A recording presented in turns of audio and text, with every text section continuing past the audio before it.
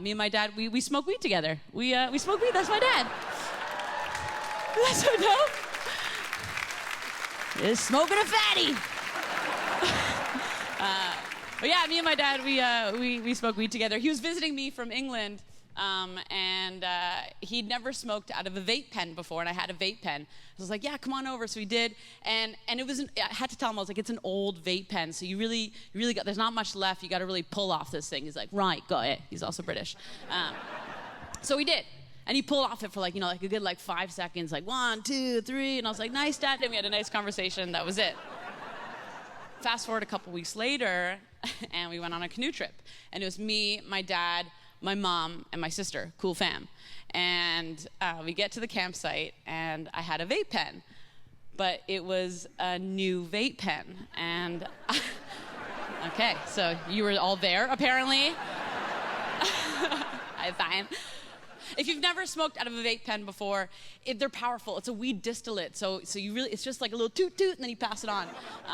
So I do a little toot toot, and I pass it to my dad, and my dad, thinking this was like the old vape pen, he just starts hauling off this thing, and he's like 1, 2, and he's like looking me in the eye, like 3, 4, and I'm like, whoa,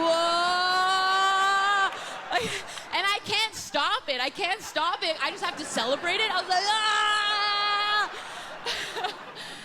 Now my mom's looking at me, and I'm looking, and she's pissed off because she's trying to be cool with the fact that we smoke weed together, but she's not that cool with it because she thinks it's a gateway drug, which it is. So,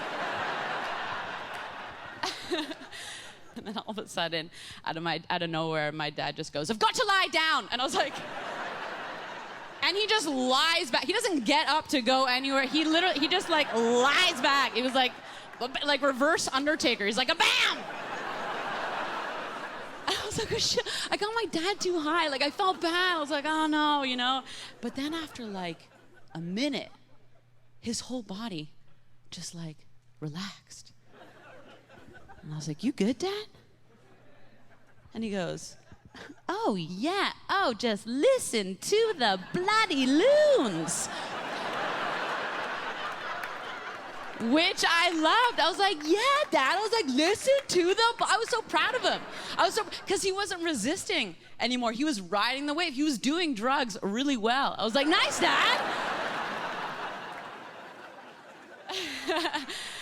He passes out after a little bit, and then eventually we have to get him. It's time to go. So we get back in the canoe. It's just me and my dad. And he goes, you know, I can still feel it. And I was like, what does that mean? You can still feel it. What does that mean to you? He's like, well, I can see all these colors, and like, I can hear all these sounds, and the sounds are like, they're in my ear. Like, the sounds are in my ear. And I'm like, that's so cool, right? For the first time, weed is actually allowing his mind to slow down enough to be here, to be in the present moment. And the present moment does have all these colors, and it does have all these sounds. It's beautiful and magical, but we cloud it with all this extra crap, all this stuff in our minds. You know, like this moment right here, this moment that we're all experiencing, it's neutral. It's neutral. It's our thoughts that color the experience. And you have to ask yourself, okay, what thoughts am I choosing to experience? How am I choosing to experience this moment? And you know, I haven't said a joke in like a minute and a half. And I don't have a joke there. There's no joke. And I was getting frustrated with the whole story, and I was like, oh, what am I going to do? And I was like, you know what?